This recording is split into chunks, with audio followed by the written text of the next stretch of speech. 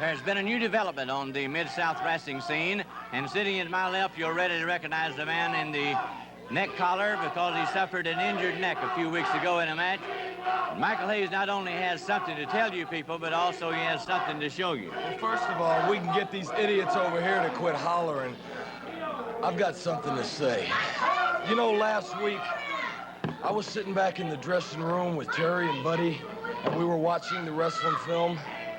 And the first thing that came to our mind when we were watching the interviews, these ridiculous interviews between Ted DiBiase and his former football teammate, was why in the world was a former teammate of his getting a shot when this man was the obvious #1 contender, the man that put him out of action for 8 weeks. And it was quite apparent to all three of us that he was avoiding the man. Then him and his manager came out and politely asked to buy the match. All they had to do if they didn't want to do was refuse it. But no, you wouldn't refuse it. You attacked this man from behind and threw him out of the ring. And then big 260-pound Ted DiBiase, I repeat, your North American champion, picks up a mere 130-pound man. A man that is over 100 pounds less than him, and hurls him, 5-7 feet in the air to the steel canvas and locks his figure 4 leg lock on him and breaks his leg. Well, big deal, DiBiase. You really impressed somebody. And I'm really appalled that you people would applaud and approve this.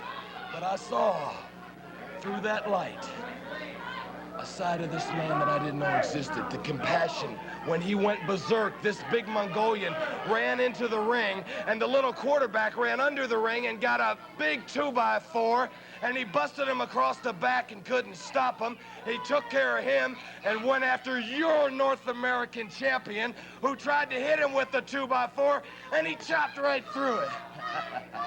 He chopped right through it. And if it hadn't have been for 8, I repeat, 8 men to held him back, and his compassion for his manager, because he was worried about him, his safety, you saw as he carried him out.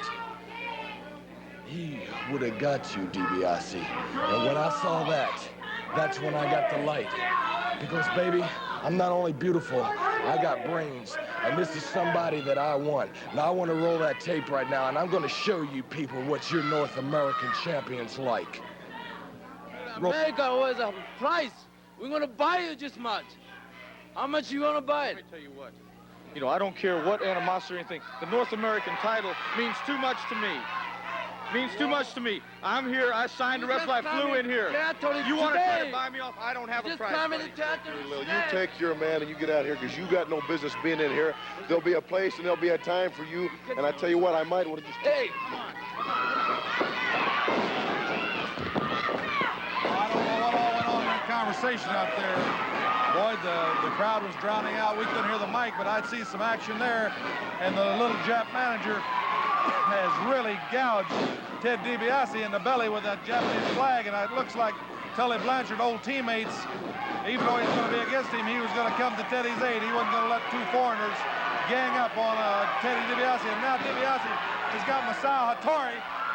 Wow, he pressed him flat over his head, slammed him to the mat. He's going for the figure 4. There's about a 70 to 100-pound difference in weight. That could be critical. He could break Hattori's leg with that figure 4. He's locked in the figure 4. He can't get loose. The big Mongol is attacking, but Blanchard's picked up one of the ring boards laying on there and blasted the big Mongol. Comes to the ring, karate shot, and Tully's down. Now the Mongol, Teddy's got the board. The big Mongol is chopping at the board. He just broke that 2x4. Broke that 2x4, kicked Teddy in the head with that big right hand, that massive Teddy firing back. The big Mongol firing at him. Teddy's ducking him. He's got to duck him. He can't let the man hit him solid with that devastating side of the karate. Masao Hattori, the manager, laying on the floor, grabbed his knee. He could have a serious injury. Ted DiBiase fighting maybe for his very survival. Chop that 2x4 too. DiBiase's running, trying to stay, not let the big Mongol get set to where he can chop him. People starting to fill up to try to bring this under control out there. Look at that big, every time that big Mongol hits somebody, they're laid out. Even Buck Rowley's coming, Jake Roberts, Mike trying to control the big Mongol. And Teddy DiBiase, they can't hold Teddy off either. Teddy wants him. Teddy knows that the man's got a weapon in that right hand, but it's not making the North American champion back down. He's carrying the fight right against the big giant Mongolian. All the time writhing in pain on the outside of Torrey with that leg. Never had the big Mongol. DiBiase can't see him a drop kick. The Mongol hits the floor, sees his manager. That's apparently the only thing that stopped the Mongol, not all the people in the ring or anything, but him seeing his manager hurt has stopped him. Now they're restraining. They're finally about 8 guys. Now you see there, that's what I'm talking about. 8 men couldn't stop him, and it wasn't until he saw that his manager was hurt that he left the ring for his manager's safety. When I saw that, that's what I need to protect this beautiful face.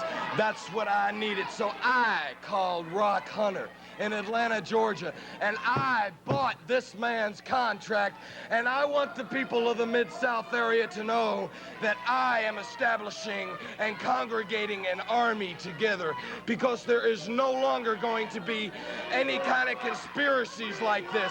When Buck Robley pile drive me on the floorboard, Pierce, nothing. No fine, nothing.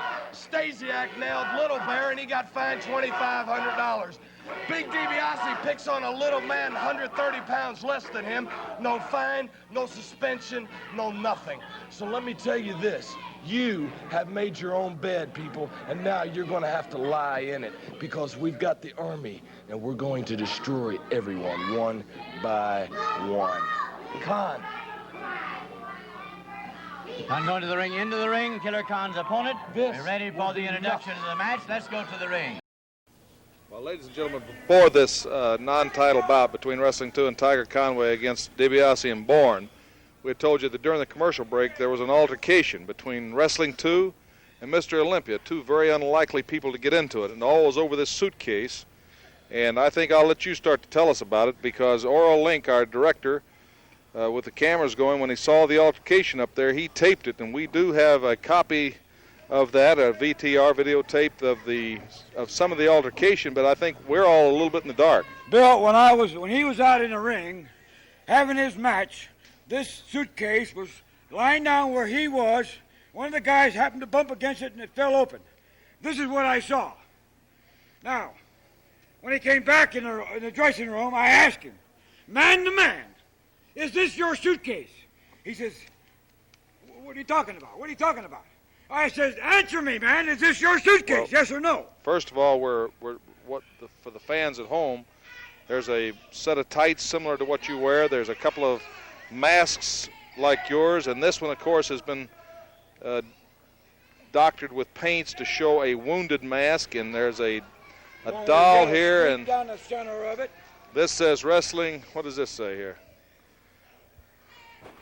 Wrestling 2, your pillow has been ordered so you can take your long overdue rest. I know your knee has lost its power, so don't hurt yourself anymore. And 2, you're a very confused man at this point. Don't worry, you will know when it hits you. And a lot of different things in here. Umpteen letters in here that I'm sure they're very appropriate for the man that wrote them. Let me tell you something, Bill. You know me for a long time, man. I'm a straight-up guy. I don't pull punches one way or the other with anybody.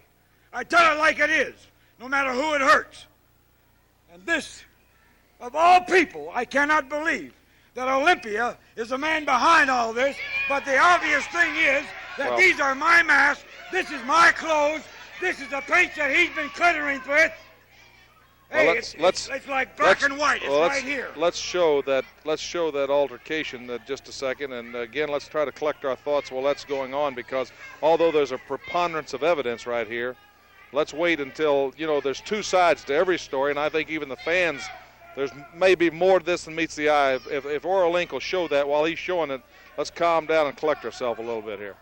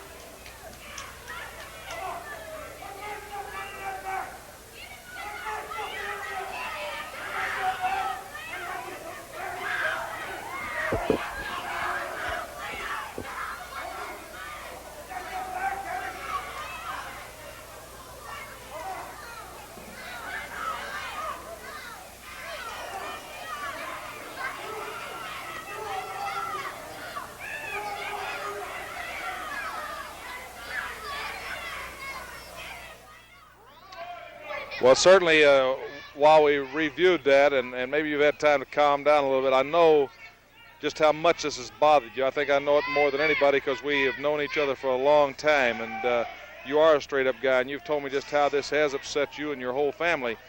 But also, this is the United States. And in the United States, you know, there's two sides to every story, and I think somebody is innocent until proven guilty, and we haven't had a chance yet to question Mr. Olympia. And Mr. Olympia, if you recall, when you got injured from a situation around this same property situation with Akbar and Kamala, he's the one that volunteered and took your place with Stagger Lee. And he was forced to leave, and he hadn't even been here. And now here he is second week back. It looks like you say, certainly we can see the evidence is here. But I think, you know, let's give it a time and let's wait. And what we'll do, he's scheduled to wrestle next. We'll, after his match, we'll get him out here. We'll confront him with this, and we'll hear his side of it. I think first, I would like to congratulate you both on that great victory over DiBiase and Bourne. And I understand. I certainly understand. Well, thank you very much, Bill. I appreciate it. Okay, we'll be back after these messages from Mid-South. This event, one fall or 10 minutes. Introducing from Rome, Georgia, Marty Lundy. His opponent from somewhere in the USA, Mr. Olympia. One fall, 10-minute time limit match. Rome, Georgia's Marty Lundy versus Mr. Olympia as Rick Ferreira calls for the bell. Well, you know, it's really getting thick, and of course, we're going to try to interview Mr. Olympia after this bout with Marty Lundy, and I'm sure he's very upset too, you know, because he's just come back and he's fighting for his position and Mid-South Wrestling, and it seems like maybe the cards are stacked against him. I would certainly hate to think that he would be at the bottom of all this. Snapmare. And he drives it in. Olympia always an aggressive wrestler. Of course, right now he seems a little more aggressive than usual, but I'm sure that he's a little bit upset about the events here today also, Lloyd. It's something I can understand wrestling too, and the intensity with which he competes, the way he lives his life, and somebody's invaded that life with a very sinister type mental attack, which is sometimes more devastating than the straight up and down physical attack. You know, even in World War II, when men were being physically tortured, they seemed to be able to withstand that more than the mental tortures of Korea and Vietnam. And certainly the unknown has oftentimes been proven beyond a shadow of doubt to have bigger fear factor or disconcerting factor than something everybody knows. Sleeper hole. Mr. Olympia's got the sleeper.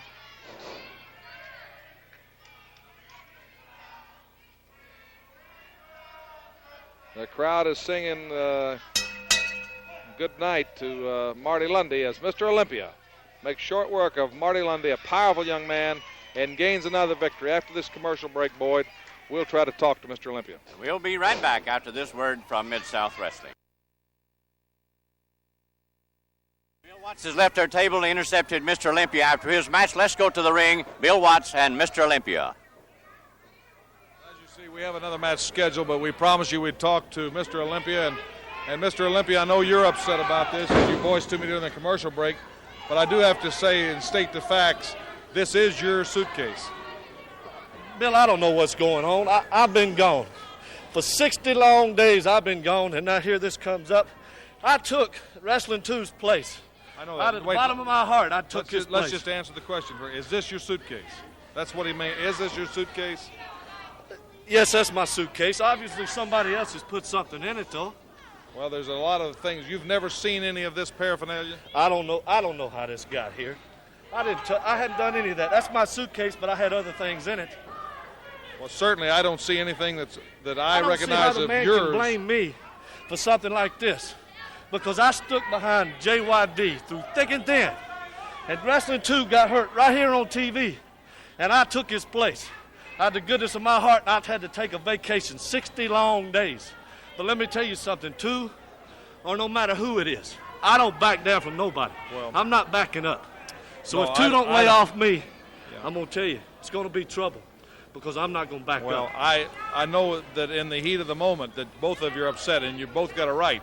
He naturally, I think you could understand, under the persecution he's been under, and certainly you being falsely accused. I can understand. I don't know what's going on. No, I have no idea. I've been gone. I don't know what the man's been going through, but now he's blaming me for it. We did want to get you out here and in front of everybody ask you, and you've denied any of these in there. I don't see any of your personal belongings in here, and certainly a lot of things have happened. We saw the things Paul Orndorff pull. We saw the things Ted DiBiase. So we've seen a lot of things happen here. We've seen the things Hacksaw Dugan pull. So somebody could definitely be at the bottom of this besides you, and certainly I want to believe that, as does everybody here and everybody at home. I'd say this, let's let a week go by, let's both calm down, and let's just try to get to the bottom of it. Right now, we'll go back to Boyd Pierce.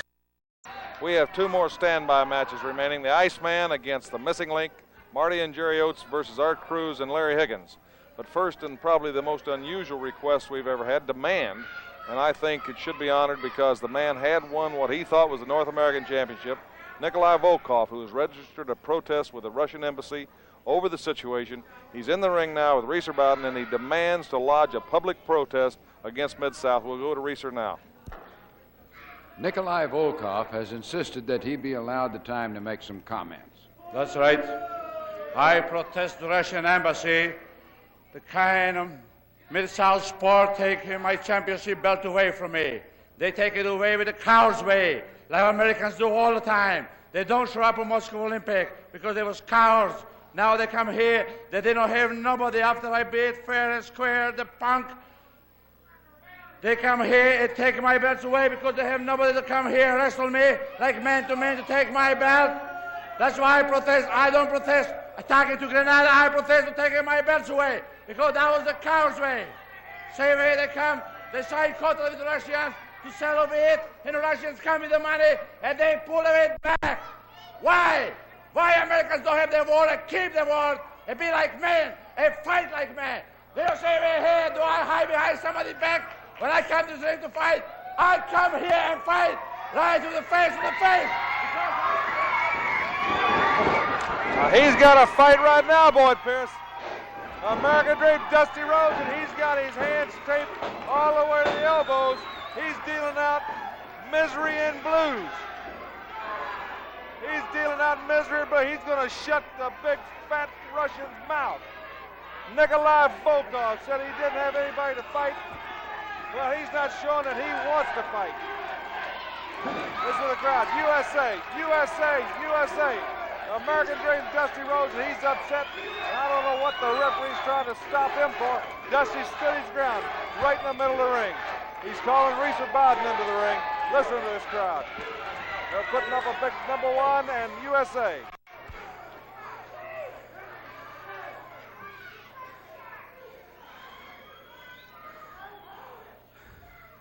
I was born an American citizen. And my daddy died in this country here. And I've always been a big fan of the dogs, Dugan and everybody. But I tell you what, and you write it down in your book, this country belongs to the free. Russia is not part of my repertoire. When I watch TV, Volkov, and we put a man on the moon, and y'all can't even come close, then that's awesome. And when I see my baby walk across this free earth, that's awesome. And when I see people like the wrestling fans, no matter what damn color they are, that's awesome. and Volkov. I'm awesome. I am America. I am free. I am life. I am liberty. And thank God I don't have to live in a country like you do. One time,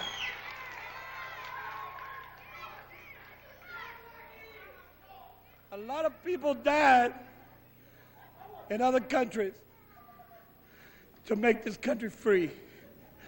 And Dog, and Dugan, and Ellen, you stand back. Because this was mine, baby. Volkov, you're mine. The American Dream, Dusty Rhodes. Boy, there's nothing we can add to that. Exactly what I was going to say, Bill. It's all been said. We'll be back after these messages from Mid. Ladies and gentlemen, the reason that we are here in this ring is to sign the contract with matchmaker Grizzly Smith for the Mid-South Tag Team titles. Jim Cornette's champions, the Midnight Express, the #1 challengers, the Fantastics. This contract will be signed here today on Mid-South Wrestling. But Grizz, there are 3 very special stipulations that we need to make sure that both teams understand very clearly. I know you want to go over those now. I just want both teams to understand this. All you gentlemen, please listen close. You have asked for this contract in this manner. First, a no disqualification rule in this contract. Just point of order, Grizzly Smith. No disqualification. Does that mean that if somebody was to use a steel chair or a 2x4 or a chain or a tennis racket or any of the other banned things, that doesn't count because there's no disqualification, or what? Mr. Cornette, you cannot use any of those objects mentioned because this is for the Mid-South Tag Team titles. Okay. It is a championship Counts match. for them as well as us. Okay. No substitution under any conditions for any reason. Now that means, like a couple of weeks ago, there was a cowardly attack on my man, and I had to make a substitution. Now, it goes the same thing for them. The 2 guys that are supposed to wrestle have to show up, or elsewise there's no excuse. The other guy will have to carry on. There's no substitution, right? No substitution. A no-show. If one member of one team does not show, then say the Midnight Express don't show for this title match, one member doesn't, then they would lose by forfeit if they didn't. Counts for them as well as us. That's right. Okay. Well, gentlemen, do you all involved parties understand these 3 very special stipulations? Now, wait just a second. And also, a no-show. Now, if one of my men should not show up, now we're the champions, so we wouldn't be able to defend the belts. Now, what would happen in that instance? You would lose by forfeit. Huh? You would lose by forfeit. What's the money here? Okay, but it still counts for them too, right? That's right. Okay, that's all I want to know. Well, gentlemen, if you all understand the contract and the stipulation, I would think we could get on now with the signing of the contract. Mr. Cornette, representing the champions, you're to sign first. So if you'll please do that at this time.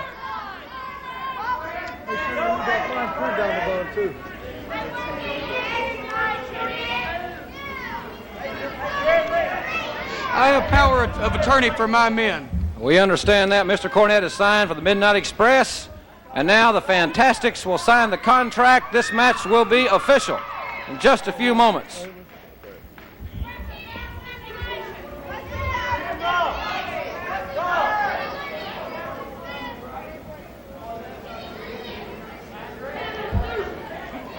That's it, gentlemen, the contracts. Now, just a second, point of order. I just want to make this clear. Grizzly Smith, this is irrevocable, this is irreversible, this is unamendable. There's no way to change those clauses, no way to reverse the order, no way to amend this clause in any way, no way to change this contract. It's signed, right? It's signed. Okay, that's all I want to know. We'll see you in the ring. You just be in the ring, Cornette. You just be in the ring.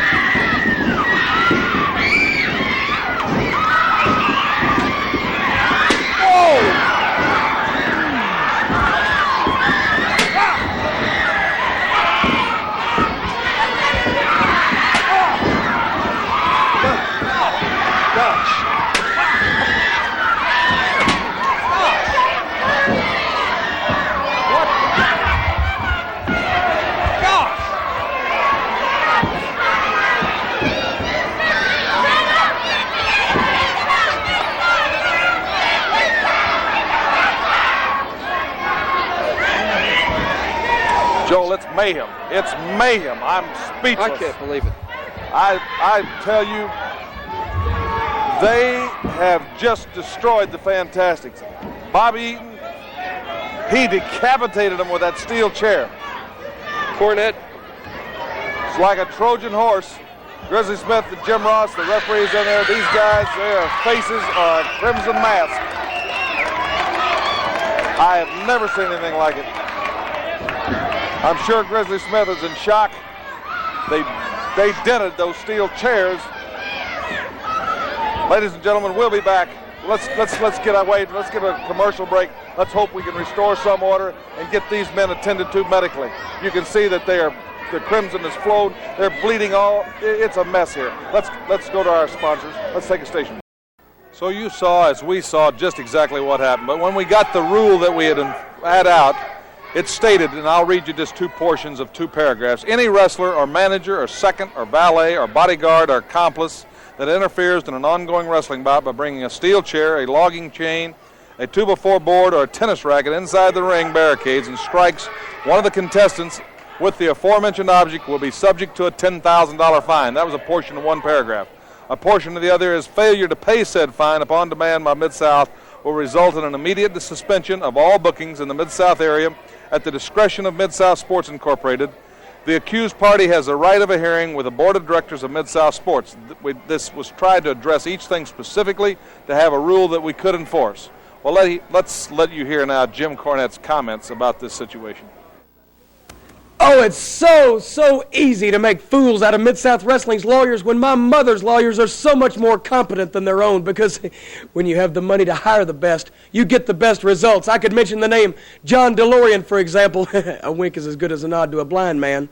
Now, Mid-South Wrestling, another example of them trying to protect their favorites. They want to fine the Midnight Express for the incident that happened with the Fantastics contract signing. Now, number one, I've read up on your rules, Mid-South. You can't fine me because I didn't do anything. Then you can't fine Beautiful Bobby because he didn't bring the steel chairs in the ring. Mid-South did for the signing, and he didn't hit them while a match was going on.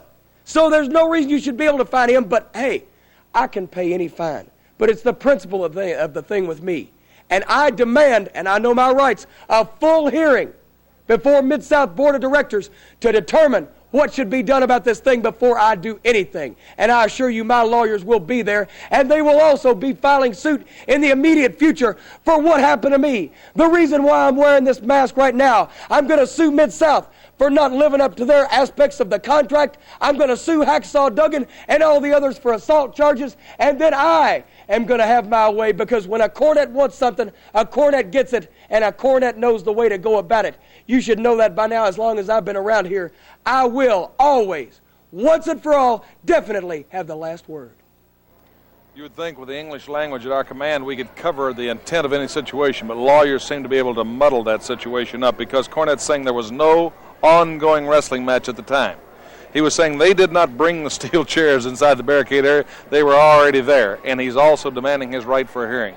We're going to put abeyance on the final decision for this for 2 weeks and have another board of directors meeting, and we hope to get to the bottom of it. We'll be back after these words from our sponsor. Ladies and gentlemen, 3 weeks ago here on Mid-South Wrestling, we had the opportunity to watch Magnum TA Terry Taylor and Tommy Rogers work out here in this ring. Hacksaw Butch Reed and Nature Boy Buddy Landell have demanded that they have the opportunity to show you people how they work out. Ain't no opportunity. We're coming out here and taking our TV we time. work out, it's how to work out, period, you understand?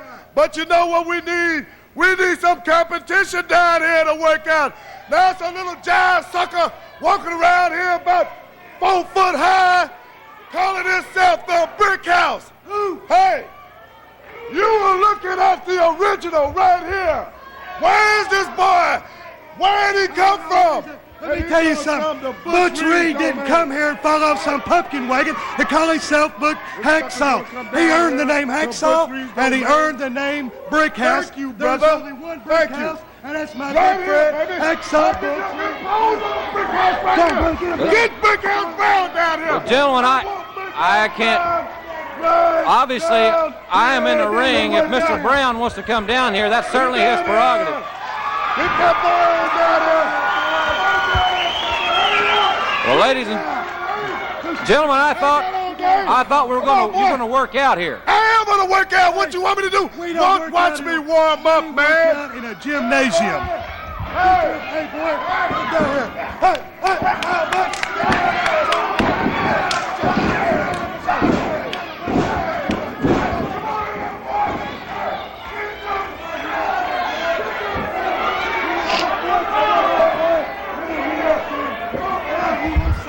I'll give you plenty of room, baby.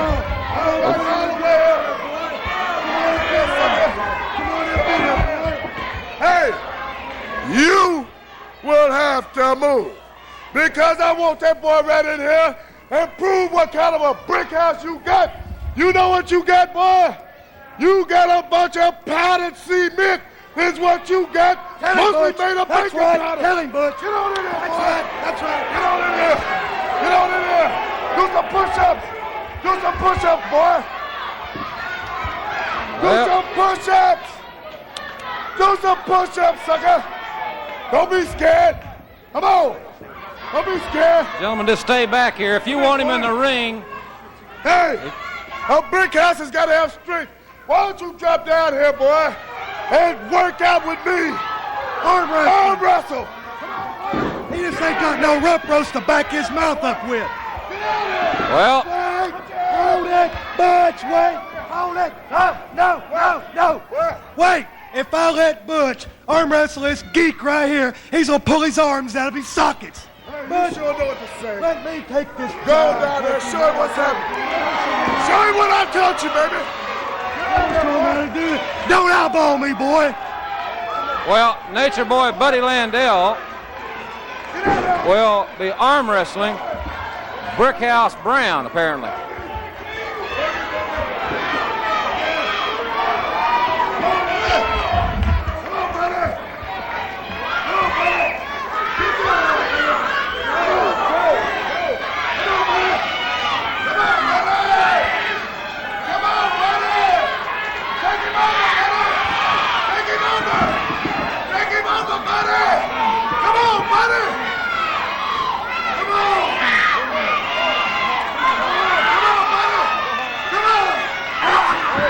Well, right there you saw it. Look at this.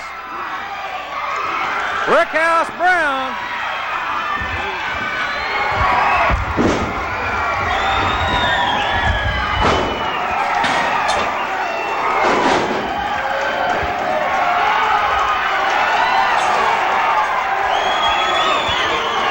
Well, this workout got a little more involved. They got Sonny King out there to even it up.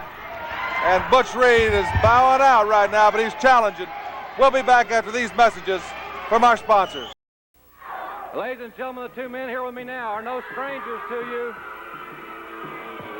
They are your Mid-South Tag Team Champions.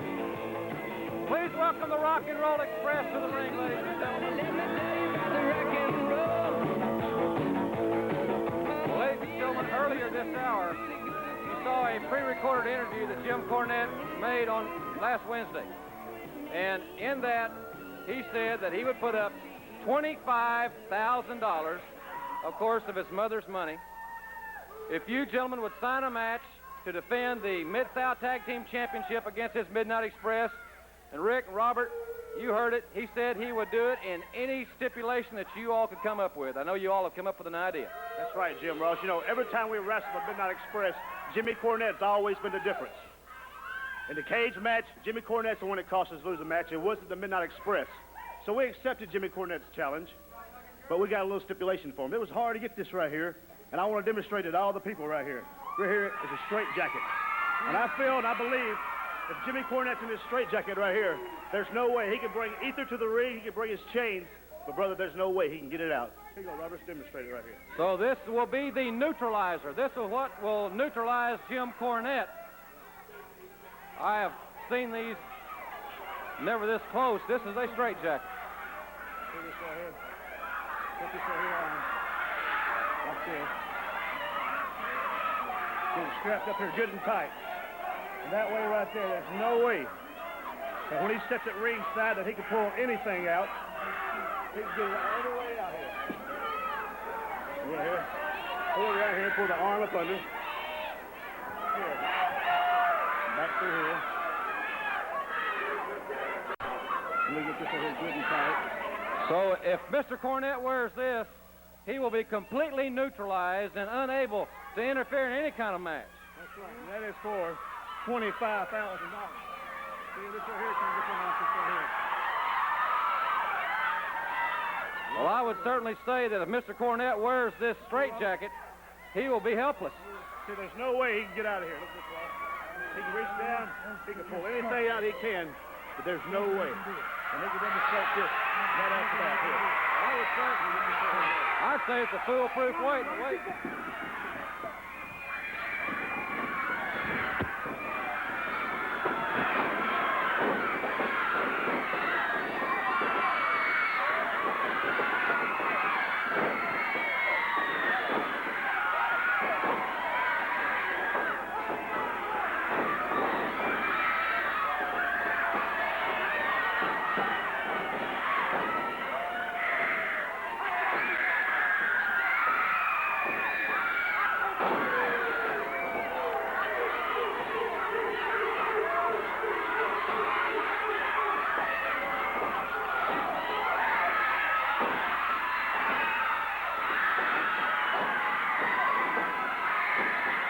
Got him in a Boston Crab, and he's come off the top rope. They've annihilated.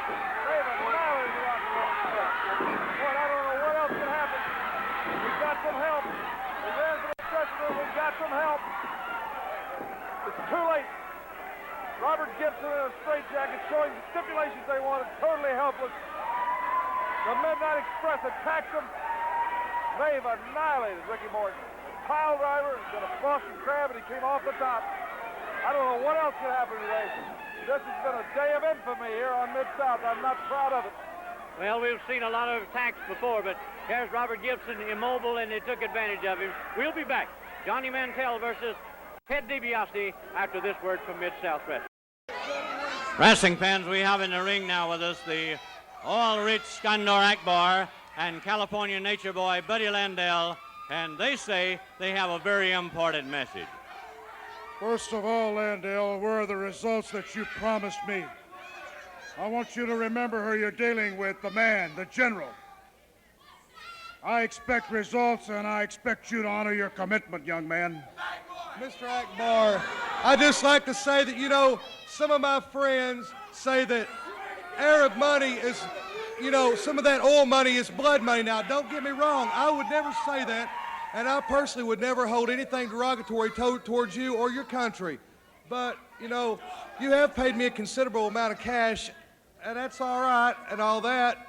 But, you know, where I come from, stuff up front talks, and I would, you know, a little bit more incentive what I need. I need a little bit more incentive, if you know what I'm talking about, I to clearly produce. understand what you're talking about, Landell. I thought you would. Grease the palm if you know what I'm talking. Americans are the same. I know you understand what solid gold Rolex watch valued at 10 to 12,000 American dollars, which means nothing to me, but it is yours on one condition. You deliver, and I want results next week, understood? That's exactly what I'm talking about. That's right. Mr. Akbar, you have just given me an incentive to do what we have agreed to do upon. Thank you very much. One more thing. It's quite evident in the Mid-South that the general, the boss man, is back. Ted DiBiase is back. The Rat Pack is back. And if there's any doubts in your minds, you can ask Hacksaw Duggan. And now we'll go back to the desk with Joel Watts and Jim Ross. Ladies and gentlemen, as we mentioned here last week, we would have a press conference here on Mid-South Wrestling. General Skandor Akbar has called this press conference.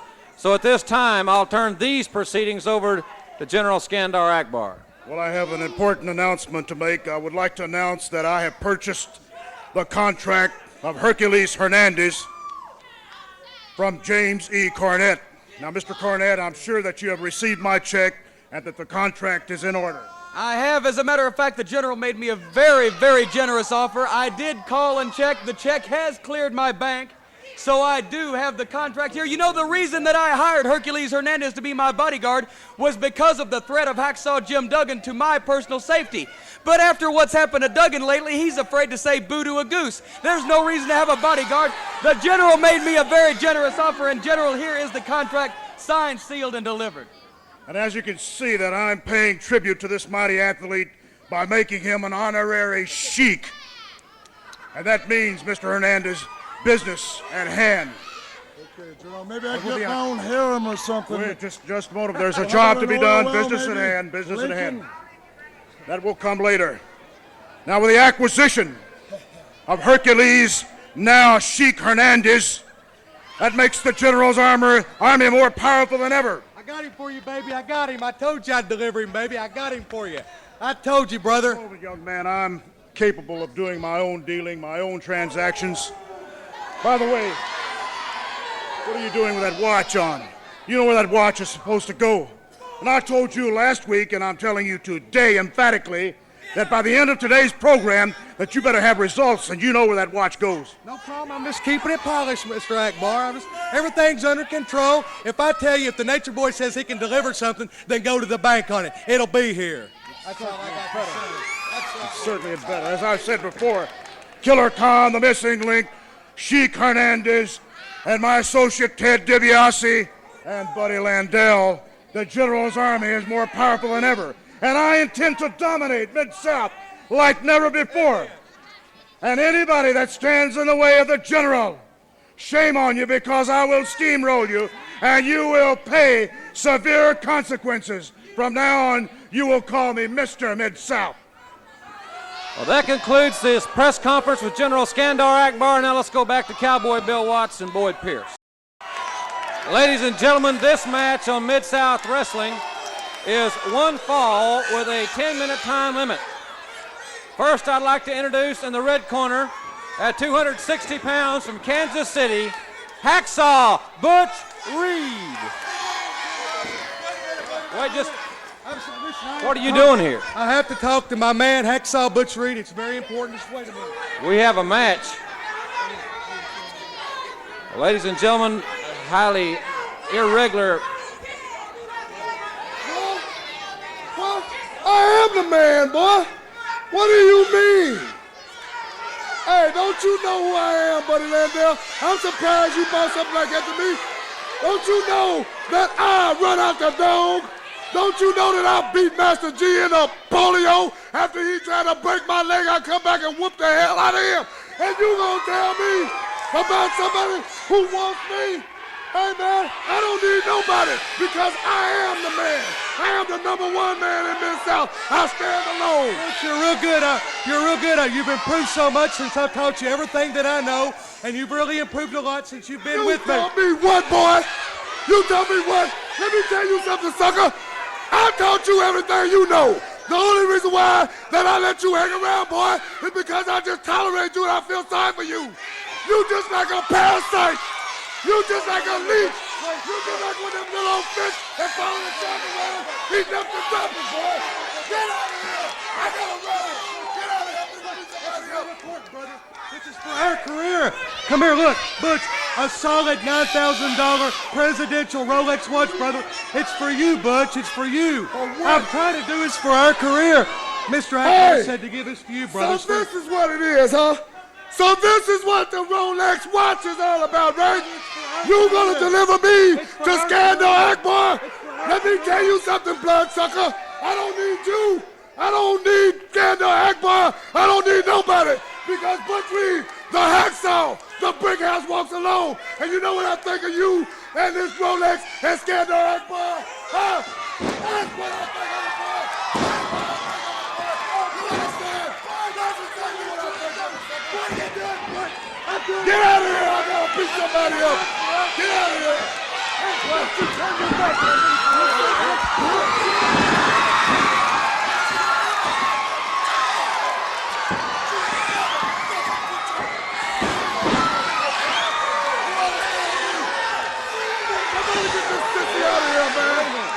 Don't never put your hands on me. Wait just a minute, gentlemen.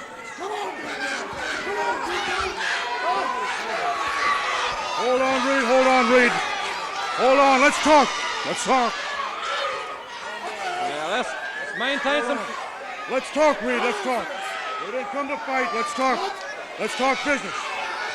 I made a mistake. I should have come to you personally, Butch Reed. I know that you're a man of your own, and I didn't realize the animosity between you and Landale existed. But now, wait a minute. Now, you're a diplomatic individual. I'm a gracious individual, and I'm prepared to make you an offer. I'm prepared to make you the offer of your lifetime. Listen to him. Hey, just shut up. I'm listening.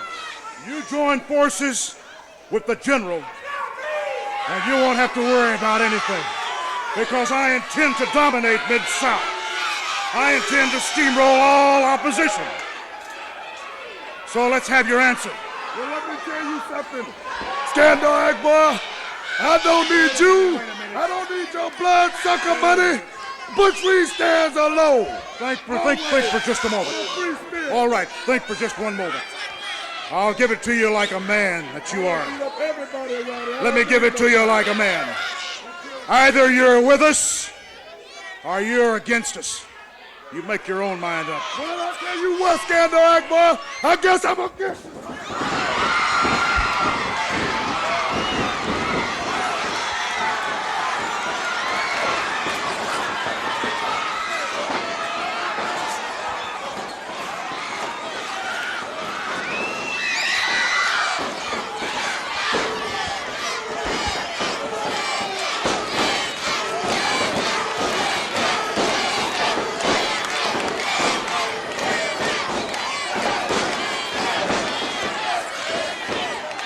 Boy, Pierce, this is pandemonium. He's standing alone, but he's against too much. He's against too much firepower. Even as bad as Hacksaw Butch Reed is. Too much firepower out there. The general said either you're with us or you're against us. Oh, there's Hacksaw Duggan. Hacksaw Duggan, he's got a 2x4. He's got a 2x4, and it's getting scarce in that ring. Hacksaw Duggan. The big man is back, and he's got a 2x4. He came to Butch Reed's rescue. Hacksaw Duggan.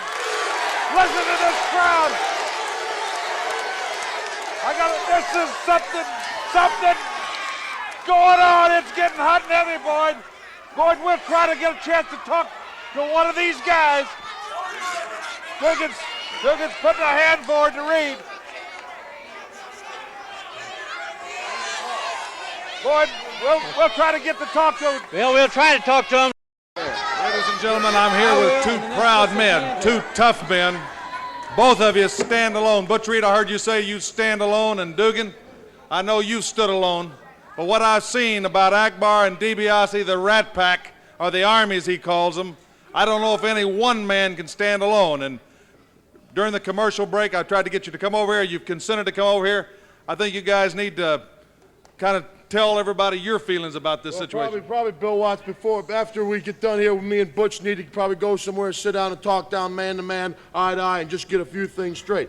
But if anybody after 2 long years of banging heads with somebody, you learn a lot about somebody. You may not agree, I may not agree, let me rephrase that. I may not agree with a lot of things Butch Reed does, and I'm sure he doesn't agree with a lot of things I do. But I respect the man because I've been right up there in that circle with him, and I've gone nose to nose. He gave me his best shot, and I gave him mine. And he came back for more, and I came back for more. So I respect you for that, Butch Reed, and I respect you for standing on your own. Now, I don't blame you for keeping your eye on me, and I guarantee you I want to keep my eye on you. But there's a force coming here in Mid-South that we haven't seen before. It's like a black plague, a cancerous growth. The Skandar Akbar, Ted DiBiase, Hercules, and there's a few other people joining together. And right, maybe we need to get off camera, and maybe we need to set up a few things and straighten things out around here in Mid-South. You hear what the man said, Bill Watts? He said the whole thing right there. He said respect for your fellow man. We done fought each other tooth and nail. Matter of fact, I done run after Junkyard Dog, and I done beat up Master G after knee surgery, and this is the only man right now that I got to give respect to as being one of the toughest suckers around here other than me. But it seems like Butch Reed has done lost some of his respect. R-E-S-P-E-C-T, and now it's time. Now it's time for Butch Reed to start getting his respect. I don't care how I got to do it. Jim Diggin, Be with me, baby. Show me that fire, baby. You be with me. I don't need this slumber. And brother, I don't think one of us is gonna take out them suckers. Them no good dogs up there. So if we get to unite, then that's what the hell we'll do. If that is what it takes, we'll do it, baby. I don't need this slumber. I need a fired up hacksaw. I think drastic measures need drastic action. Right now, let's go to the ring announcer, Jim Ross, for the next. Ladies and gentlemen, Ted DiBiase, Steve Dr. Death Williams, Bruiser Bob Sweetan, three of the toughest athletes in the Mid-South, no doubt about it, with Mr. DiBiase back from Japan. You requested some time to make a few statements. At this time, Ted DiBiase. That's right, Jim Ross. Ric Flair, very simply, has put it. He will not defend the heavyweight championship of the world against anybody but the North American champion. Well, I'm here to throw my name in a hat because everybody in Mid-South knows that I have undisputedly held the North American heavyweight title more times and longer than any wrestler that's ever held that belt. Am I right? Exactly right. You certainly have. Now, the forerunners, Dick Murdoch, I don't care about Murdoch. I can't stand Duggan. Butch Reed, you've got that TV title. That TV title could be the stepping stone I need, Butch Reed, because I need the leverage to deal with Mid-South. What am I talking about, Jim Ross? You know, some people in Mid-South get things when they want them. Duggan, Reed, Murdoch, but Ted DiBiase doesn't get anything unless he's got leverage. Leverage means a title. Now, when I left for Japan, I had that leverage. One half of the Mid-South Tag Team titles. Unfortunately, I came back to Mid-South and I don't have that leverage. But I'm here to say, I want a shot at the North American title. I want a shot at Ric Flair. Now about the Mid-South Tag Team titles while we're here, Bob Sweetan. I pulled off, masterminded, the greatest ambush that ever's come down the pike in professional wrestling in the Superdome, and snaked Jake Roberts and successfully retained the Mid-South Tag Team titles. You begged me, Sweetan, you begged me when I left to go to Japan, please let me carry one half of the let me represent you as one half of the tag team title holders. I gave you power of attorney to do just that, to represent me so Mid-South couldn't interfere. And very simply putting it, Sweetan, you blew it. You blew it, Sweetan. You blew it, and nobody does that to me. Nobody. I didn't blow it. I'm not the one that lost the fall. It was your partner that lost the fall right here on television. So don't be blaming me for the titles not being where they're supposed to be. Look, Sweetan, he may have lost the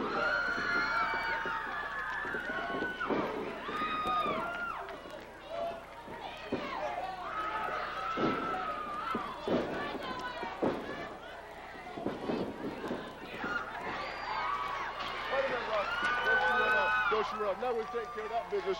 I want you to go get Grizzly Smith over to the ring and go up that dressing room and bring them two paper champions that say they're the Mid-South Tag Team champions down here right now, because Dr. Death and his partner Ted DiBiase are going to show all these people right here today, if we can get it done, who the real Mid-South Tag Team champions. Go take care of him. Come on. You mean go take care of him? Come on, Grizzly Smith. Come on down here. I want you to go up there and get those two paperweights, those two champions who are nobodies, and get them down here in the ring. Get them down here in the ring. That's right. Because there ain't nobody.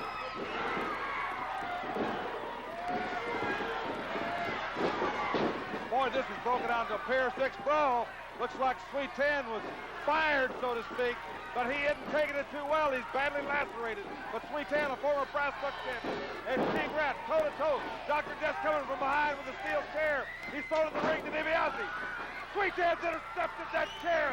He's ripped DiBiase's coat. He's ripped his shirt. Bob Sweetan will show you why he's a brass buck champion. And DiBiase and Dr. Death. Dr. Death just got crowding him. It's out of control here.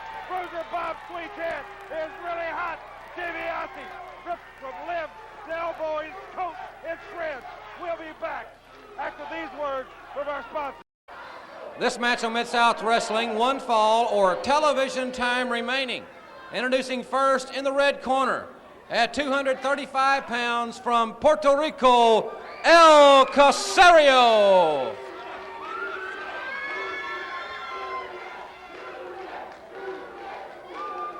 Ladies and gentlemen, making his way to the ring at 275 pounds, from Glens Falls, New York, Hacksaw Jim Duggan. Jimbo, baby, excuse me, but old Hacksaw's got a little announcement to make. You know, all these pretty boys come into Mid-South, and they all got themselves some valet. And everybody says, well, Hacksaw Duggan, how come you don't have a valet? Well, that's because I believe a woman's place is in the home or out there in the bleachers supporting people. I don't believe some hard-nosed chick should come down here and be screaming, biting, and scratching like a lot of people are doing around Mid-South. Like I said, maybe a few of these so-called valets could take themselves a little example from a true lady, a lady who knows how to handle herself, a lady who will support her man, who let her stick by her when things get rough. But no, it seems like so often, so many other people got to grab something off the street, throw it up in a mask, and stick it outside the ring. You know what I'm talking about, Jim Ross? A true lady keeps her mouth shut and acts right. Well, here's exactly what I mean coming down here now. You got Slater, Mr. Big Shot Dick Slater, coming down here, and he's got this thing along his side, and he's going to come in here and give me some lip. Well, Let me tell you something, Duggan. Don't you come out here and insult me and insult my lady. And I come to the Mid-South area, not for you. But if you want a piece of me, you know where I am. Now, if you want to talk about ladies, that's a lady. Crazy. Yeah, that's right, baby. You tell him. I didn't come out here and insult your lady. I came out here and insulted her, and she's no lady, baby.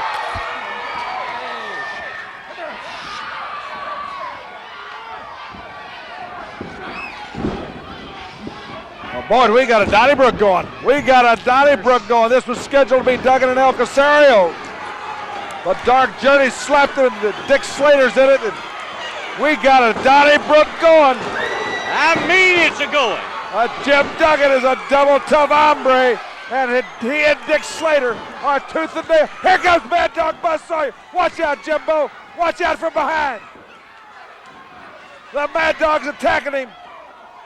The Mad Dog. Jim's girlfriends. Oh my gosh. I don't think Sawyer even realized. Oh, Sawyer. Mercy. Sawyer, did he just drop that elbow on her? Was that an accident? He put her out. She is devastated. Now, it's both of them. Watch Dick Slater. My golly, he football kicked him. He football kicked Jim Duggan right in the face. Duggan's head split wide open. The referee's been thrown out on the floor. This thing is out of control. Grizzly Smith needs to get some referees down here.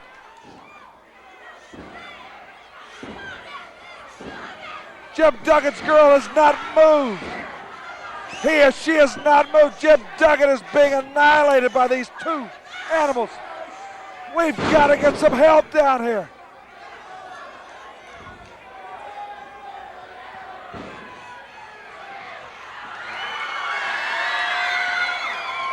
Duggan's lady is out cold, Bill. There's no doubt about it. She's out. Here comes Cooley and Perez. Mad Dog Sawyer and Dick Slater. Jim Duggan crawling over to his girlfriend.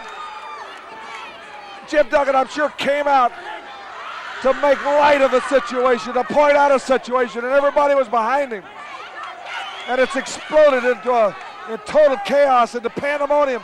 And his girl she is laid out. Everybody's coming. Boy, I have never seen anything like this. She's not moving.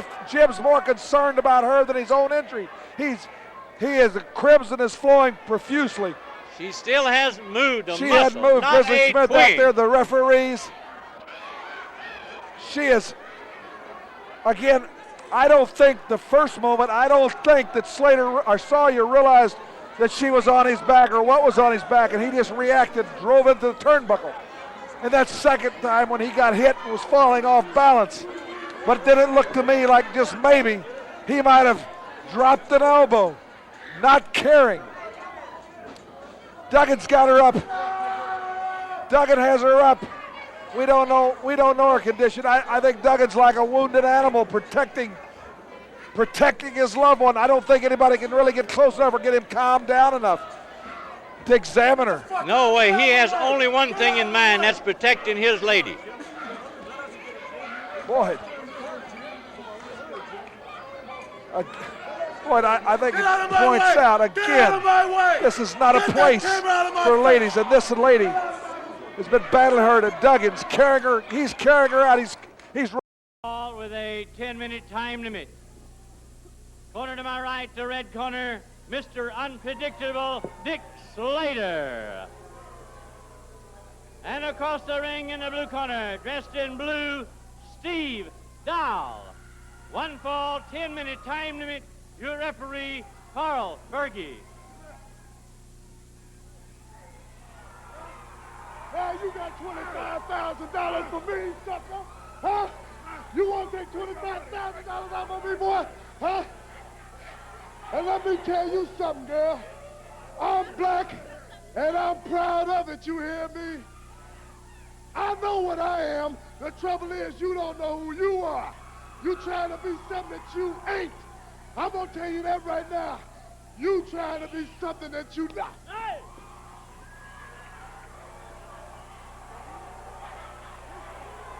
Well, bring your thing in here so I can talk. Let me tell you something, heifer. You know that black men don't treat women like white men when it comes to slapping on them. So let me tell you this one thing, tramp. When you put your hands on me again, I'm gonna knock you smooth out. And let me tell you something, back jumper. Let me tell you something, back jumper Slater. You got $25,000 to take out on my head. I'm gonna give you a chance to make your money, sucker. I'm gonna turn my back on you, and you back jump me when I walk away. Take your best shot, boy.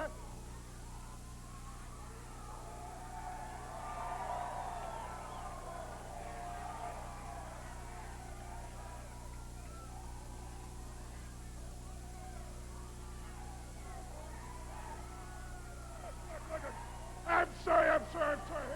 Hold it, wait a minute, Butch Reed. Just wait a minute. I'm going to tell you something right now.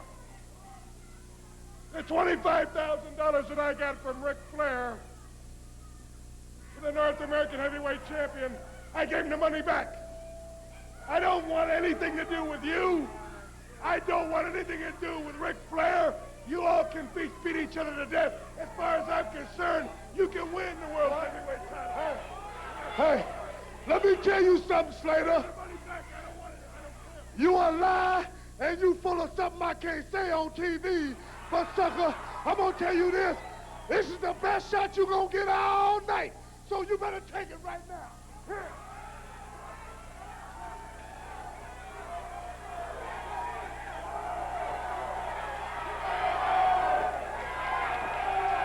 Ladies and gentlemen, this is one explosive situation. Look at Slater. Joe, look at Slater on the monitor. He gave the money back. They're getting Hacksaw Butch Reed. They're having to... The referees are down here. Hacksaw Butch Reed was ready. I said he was the man. He is the man. I gave the money back. Flair's got the money back. I don't want a piece of Butch Reed. Yeah, right. Yeah. Well, one thing is right. You better not want a piece of Butch Reed, or a very big piece for that matter. Hot Stuff Eddie Gilbert and Sir Oliver Humperdinck made the allegation that the portrait was stolen. Now, we had... I don't like what you're insinuating by saying, alleging that portrait was stolen. That portrait was, in fact, stolen, and I'm not happy about it, and Stuff isn't happy about it, because we wanted to present that picture to all the women of Mid-South Wrestling, and now somebody's stolen it. Stuff. You've offered a reward, I understand, for the arrest. Hold it. I'm sick and tired of this. You people watching, you people don't understand something. The time, the money that I spent on having this beautiful portrait made for some young, lucky girl. And what happens? Some lowlife, some scum of the earth sticks their nose in and steals my only loved possession, my portrait. So it has made me very, very mad. It has made me very, very angry. And I'm not going to be happy until the party or the parties involved are either prosecuted and arrested and thrown in the can. Because that's where whoever stole that portrait belongs, is in the can, Sir Oliver. So what I'm doing, I'm offering $5,000 for the reward that if anyone knows about my portrait. What's this music going on now? What's this music about? I'm talking about my portrait. $5,000. They're playing music on this. I can't hear us with that music. Well, it looks like you're going to have a visitor. Coming to you on a dusty road. Good loving, I've got a truckload. And when you get it, you got something. So don't worry, 'cause I'm coming. Now, I want to get this thing right. Now, you see you offering $5,000. $5,000. About my portrait, $5,000. You offered $5,000 for that honky picture. Hey, redirect. $5,000. Don't let this guy get there. Let me tell you one thing now. Now, since you offered $5,000, now I got a lot of connections out there on the street, right? But you sure you offering $5,000? I will count it out to you personally if you know where that portrait's at. $5,000. Big one, right? Well, wait a minute. Now, I want to check with my contact out in the street because I got a lot of contact. You know what I'm talking about, right? Coming to you on a dusty road. Good loving, I've got a truckload. And when you get it, you got something. So don't worry, 'cause I'm coming. I'm a soul man. I'm a soul man. I'm a soul man. I'm a soul man. Got what I got. All right, here we are. Now, I want to hear this one more time because I want all these people to be a witness, okay? 5 big ones, right? Right? $5,000. Where's my portrait? $5,000. Where's my portrait? Where's my portrait?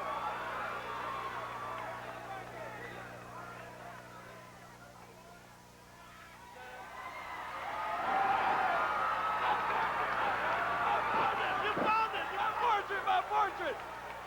Mr. Cash, let me ask a question, though. Before I give you $5,000, please tell me who stole it. We stole it. Now give me the $5,000. I'm not giving you $5,000. I should have you arrested. I'm not giving you $5,000. You give me my portrait. I want my portrait.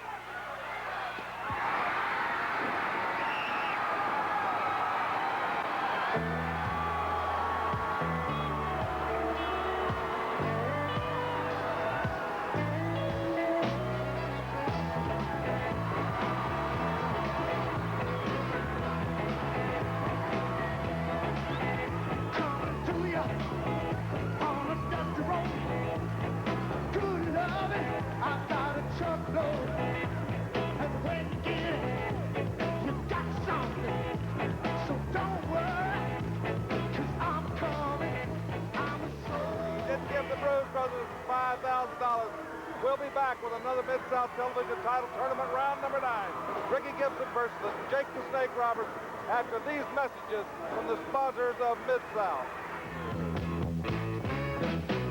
Got what I got the hard way. And I'll make it better each and every day. So honey, don't you fret, 'cause you ain't seen nothing. To ask a few questions and hear a few comments from the North American heavyweight champion, Mr. Unpredictable, Dick Slater. There's a lot of tough competition in the Mid-South right now.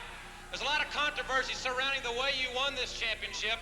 By now, everyone has seen exactly this lady's involvement in the outcome of that match. Hey, she didn't do anything at all. And I'd like to say one thing. Isn't it nice to be here with the greatest one of all, Dick Slater, the man with all of the goods and all the gold right here, the North American Heavyweight Championship. And like I said, everywhere I go and every time I come, I have Journey with me.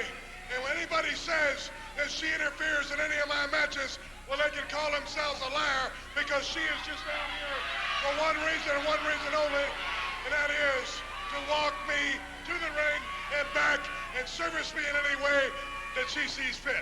All right, well, a lot of tough competition. You've got Terry Taylor in this area. His goal is to become the North American champion in 1986. A lot of tough men that would love to own this championship belt. You've had some great men wear the North American Heavyweight Championship, and I can't say anything more about that, but I'm going to say right now, the greatest one of all is standing here right now, because I will be the greatest North American champion of all times, because there's not a man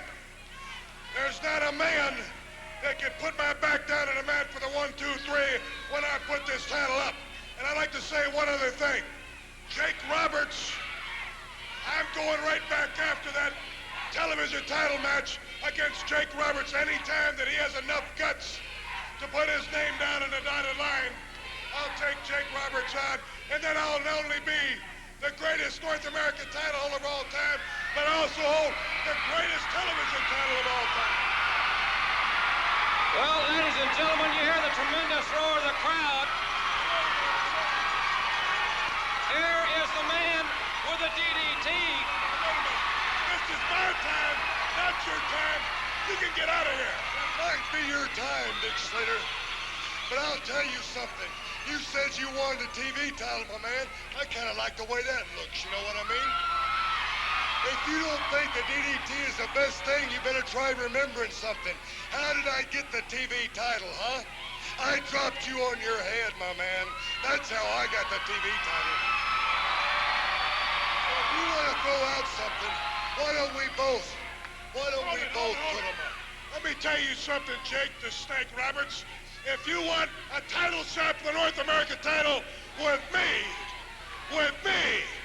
then let's do it my way and not your way. We'll just ixnay the DDT. We won't use the DDT. Just not use the DDT on me. Huh? Take away the DDT. Take away the DDT. You're telling me you'll put this on the line if I won't use the DDT? Hey, man. Exactly, you're right. You know, they may call you Mr. Unpredictable. They may call you Mr. Unpredictable, but they should never call you stupid, because that's the best thing I got. You keep out of this. It's the best thing I got going, and you're going to take that away from me. That's the only way? That's it. That's the only way I'll sign a match. Take the DDT away. I'll sign a match with you anytime. I tell you what, Slater. You keep out of my face one more time. That's it. Let me tell you something, Slater. I won't use the DDT if you'll get that Jezebel out of here. Is that good enough for you, my man? Who are you calling cheese? Nothing. Get her out of here. She's trash, Slater. She looks good, but she's still trash. All right.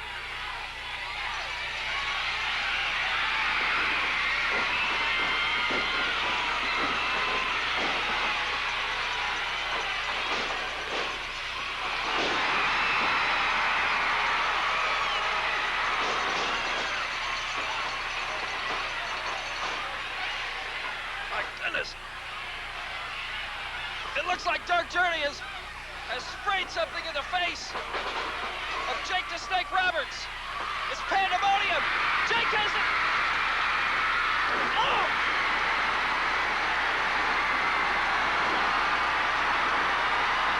My goodness! Jake the Snake has just DDT'd Dark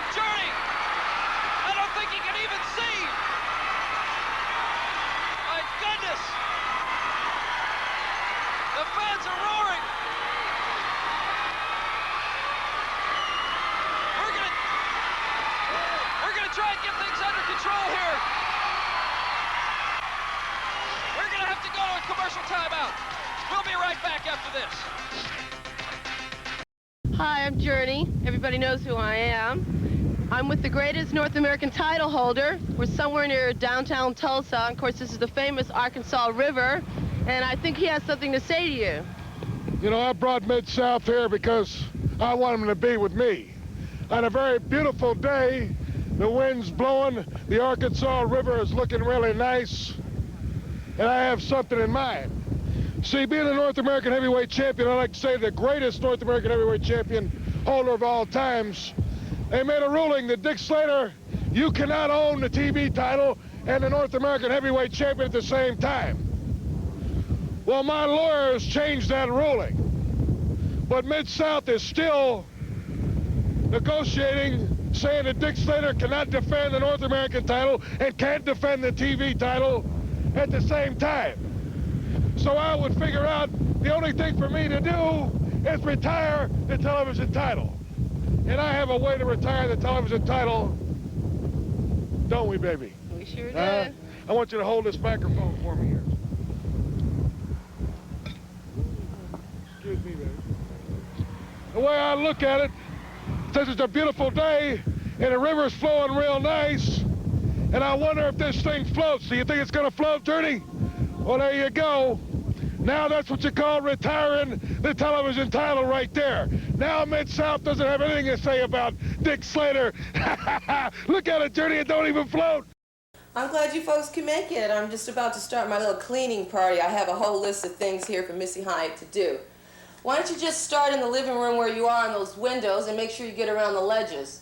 Because remember, I'm going to break out my white glove. She doesn't do anything for anybody else, so now that I have her for a valet for a day, I'm going to make sure she does something for me. So why don't you just get started?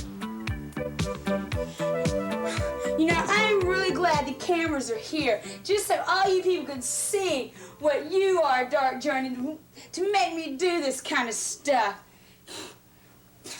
I hate you. This ain't fair. I don't even know whose idea this was to make me do this kind of stuff.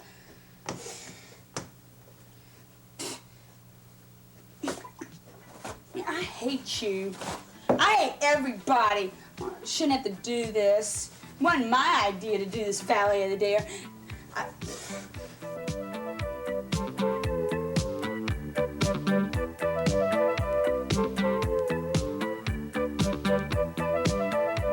That's the windows. Let's see, what do we have here? Well, Link and I usually do our cleaning up in the ring, but let's see. Blisters coming up on those hands yet? I would go to the knees, but let's work on your arms. Why don't you get the vacuum and start right where you are. I just can't believe John lost this match and is going to make me have to do all these things I just can't imagine, and I don't even know how to start this thing.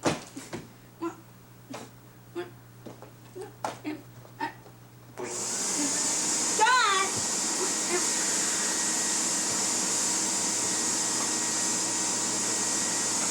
This is awful! I hate it! Ruin it! Do this! Oh, I hate this. Let's see, vacuuming's done. Now that your arms are warmed up, let's see, we have the dishes here to do. Well, I hope you folks are enjoying this, because I know I am. I'm having a great time at my house cleaning party. Let's see. Now I have dishes to do, okay? Why don't you start with this pan, because let's start with the aluminum. I have a thing for reusing foil, and you can start with that, and let's see. Well, let's see. I'll hurry up and drink this, and then you can wash this, too.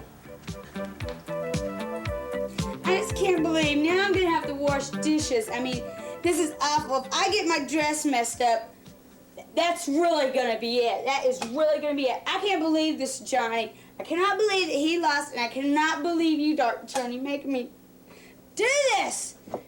Yeah. If I mess up my hands, God. Ow, I think I'm messing up my nail polish. Gosh, this is awful.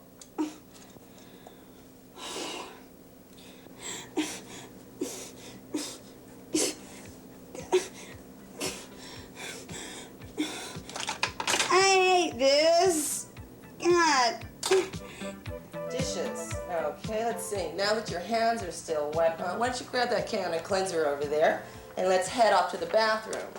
Remember I was talking about your knees? Well, let's go work on those for a while. Come on. Well, this is it. Good, this is it, Dark Journey. I tell you what, this is the last straw. You're gonna get it. I'm gonna. I tell you what, I can't believe Missy Hyatt's having to do this kind of stuff. I mean, Johnny, I wonder if the girls at the country club could see me now having to do this. Ow! I hate you. Ooh. Let's see, I got windows, vacuum, dishes, bathtub. Well, let's see. God, you look a mess. It looks more like it, though. Let's see. Valet for a day. I know you people have to be enjoying this as much as I am, but you'd really enjoy it if you were right here. Jeez. I have, let's see, a little over an hour left for you. I think I'll save that. I have a very, very special chore for you. Pavilion. What's she doing out here? She's not scheduled here. I thought we were going to see the thing on Hot Stuff. We're going to see the thing on Hot Stuff. I don't know what Dark Journey's in the ring, ladies and gentlemen, as you just saw, but be that as it may, I think, I want to see the thing on Hot Stuff, Eddie Gilbert, but I am a little bit interested in... Look, broads just don't come in and take over a wrestling show. Man, get her out of there. I just came out to straighten something up. We have a problem here. Michael Hayes, you keep saying I write you letters, I call you. I haven't wrote you any letters, and I haven't called you. This should be taken care of right now. Hey, there you go, Michael. Hey, look. You know what? You stick with me. I'm going to show you just exactly how to handle women. Oh, yeah? PS style. All right. Well, be careful here now on this, ladies and gentlemen. Michael is leaving us, which doesn't hurt my feelings any. Climbing down from the scaffolding here, and we'll keep it right here. Dark Journey is in the ring, quite obviously. Very splendidly attired, I might add. There goes Michael in his red pants. Where I come from, guys don't wear red pants, but that's, I guess, not important right now. Michael's going to the ring. He's going to show us all how he handles women, and let's just sit back and listen. Yeah, we're going to straighten something out real quick, baby.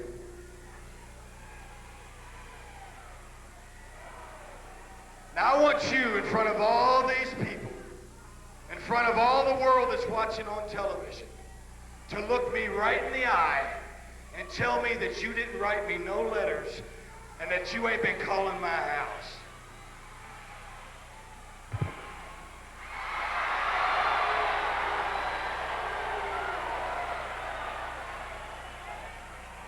Now, how'd you like that walk down Bad Street, baby?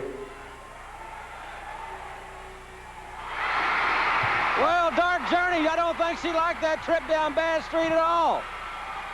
It's the second time she has slapped Michael Hayes right square in the face. And something a lot of people have been, I'm sure at home, a lot of ladies are wanting to do. And I'm not talking about kissing, P.S. I'm talking about slapping him right in the face. The fans in Tulsa love it. Michael Hayes has been humiliated by Dark Journey, and we'll be back with that special report on Hot Stuff after this timeout.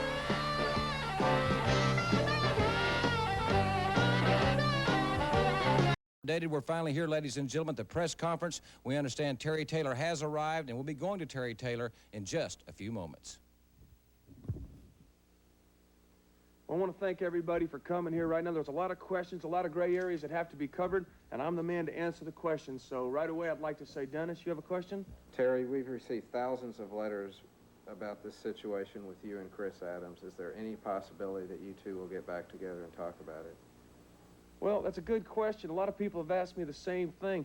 Chris and I think, were very good friends at one time, and I just feel like Chris maybe have had a change of attitude. Yes, Edward? Terry, what is Eddie Gilbert's role in your attitude change? Eddie Gilbert.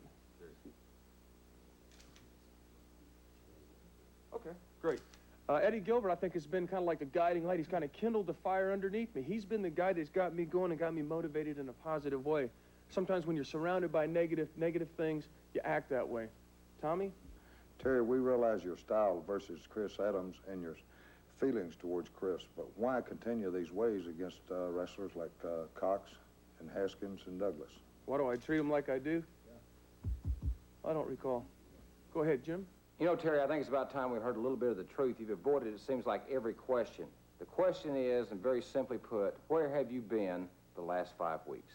Well, Jim Ross, it sounds like you're questioning my integrity. Is that what you're doing? No, I think it'd just be nice to have the truth.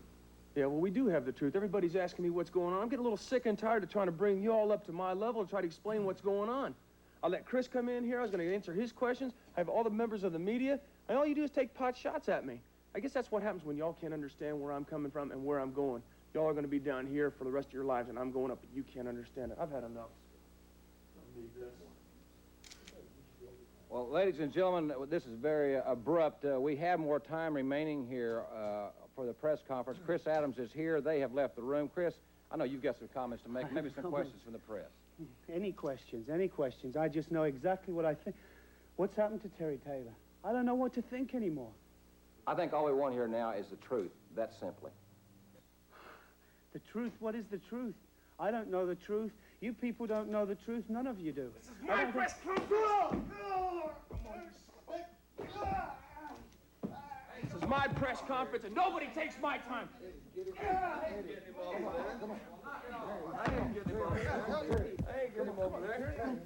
getting him over there. No. Come on, leave him alone. Leave him alone. Leave him alone. Get him alone. Come on, stay back. Stay back. I know what I'm doing. Get him out of here. Come on. Get out of here, Terry. Get off of the man. Come on.